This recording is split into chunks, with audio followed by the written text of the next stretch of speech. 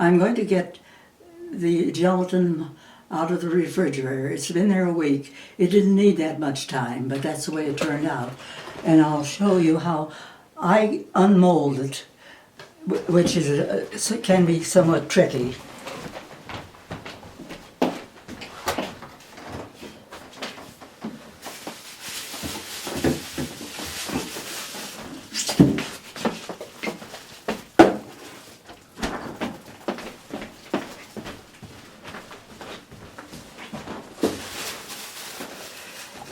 As you may know, I used a plastic film to line the thing I poured the gelatin in, and I'll take that off.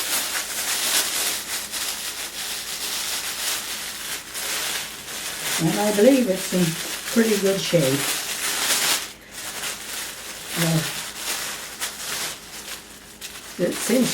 It seems to attract water, and I'll try to dry it off.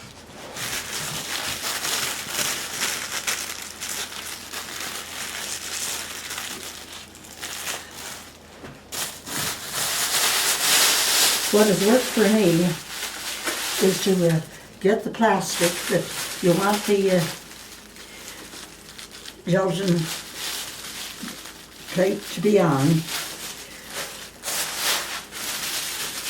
Remove anything on the top. Try to get it lined up so it's about the position you want. And then I lift it up at each end.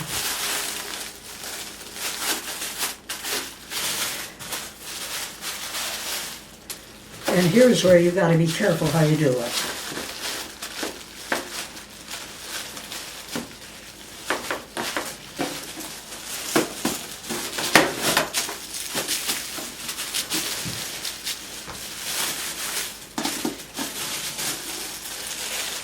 Worked. I keep mine well protected and in the refrigerator between printings. I'm covering it with plastic,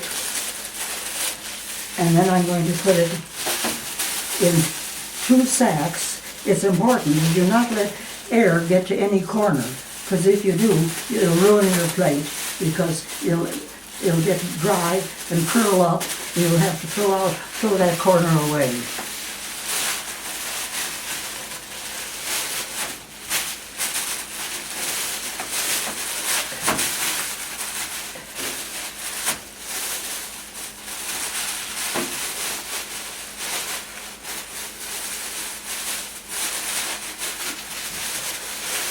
And you better not put things on it like a heavy container of food when it's in the refrigerator. What can be done is to protect it, in this case with a larger piece of plastic. So this way I can put my bottles of wine on top of it.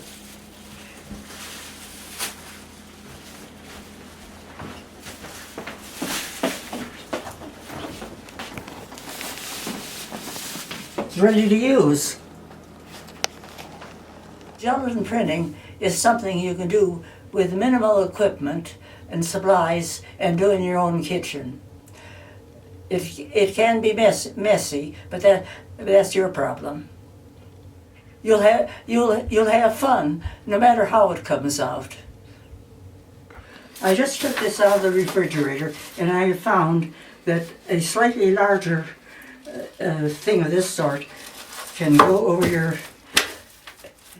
gelatin and protect it, so you can put anything heavy on you want in the refrigerator. I spent all morning making a mess. Winston Churchill said the scariest thing he knew was a blank canvas. And I thought I would have a new system, get all my colors ready to go and mixed, ready to go, and maybe I could keep going. But it didn't work out. I use water-soluble printing ink. I think it's Speedball, but I'm not sure.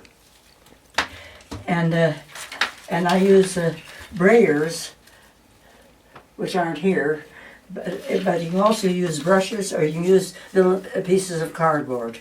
And for lifting out cardboard, your fingers, various tools will work. For example, I have credit cards I cut into a lot of little sharp points, and I use that for hair. Scrape it over the paint. But after the mess I made this morning, I don't know what I can tell you or anybody. If the sponge for doing the business of putting the ink on wears out, you can use a hair curler.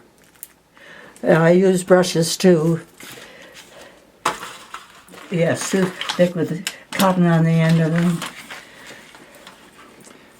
And this is, I think it's called a pounce. Sometimes you can dip a little thing like this in paint and dab on it. Also, this is a scrub ball to be used in the kitchen, but it will work for textures.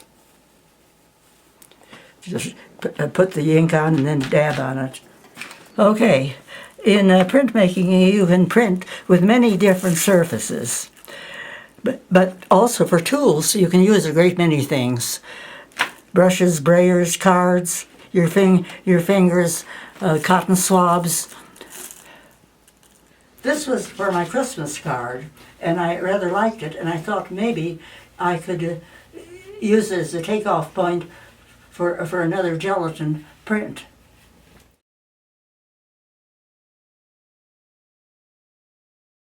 Well, I guess what I did is I put ink on and then lifted it out. That's what makes all the white lines.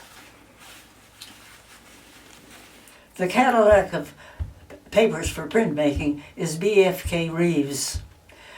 Stonehenge is pretty much a close second, and it works quite well. When I get Reeves, I do not get the heavyweight because that turned out to be strong, but maybe not nothing else that I could think of. Well, Japanese rice paper works very well for printmaking, but it is pretty perishable. And the Reeves or Stonehenge will last better.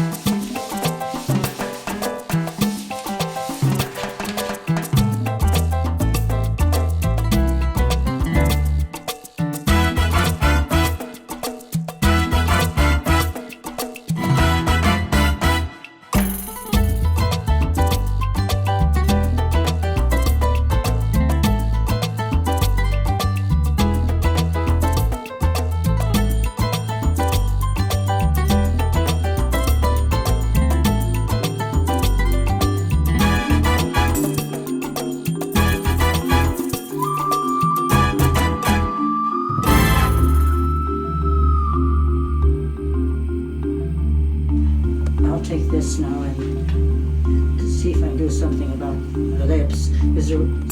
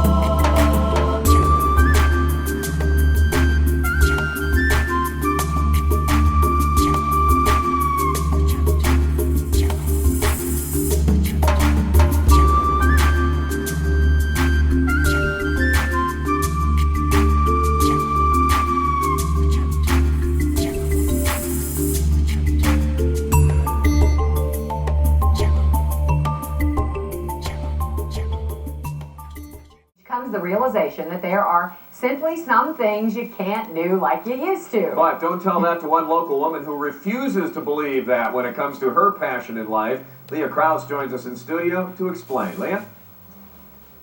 Well, that's right, Rob and Lisa. Marian Busey is 102 years old, and her passion is art. This weekend, you'll get a chance to see some of her most recent creations. It's fun, and it's something you can do all your life. Creating artwork is something Marian Busey has been doing for nearly 100 years, starting at the age of 2. If you were a boxer or a singer or a ballet dancer, you couldn't go on at this age. But Marian is still going strong. Her work has been a staple of the RT Gallery since it opened 37 years ago. Well, it means that I want people to see some of the things that I can do. And this Sunday afternoon is the grand opening of her most recent exhibit, coinciding with her 102nd birthday the following day. He is one of the stalwarts in our gallery, one of the beginners. Not only does Marian paint beautiful pictures, she can do them quickly. Some are done in just 30 minutes flat. At 30 minutes it can be good. At an hour or two it'll be a mess. Outside of art, friends say Marian still keeps her independence. So going to the beauty shop, walking to the beauty shop, and living in her own home and enjoying life to the fullest as she can. Marian shows us that age simply doesn't matter if you're passionate about what you do. And even more incredible, Marian has a disorder that affects her eyesight, making it difficult for her to sometimes see. But it certainly hasn't affected her painting. Live in the studio, Leah Krause, News 5. What a great story. Thanks, Leah.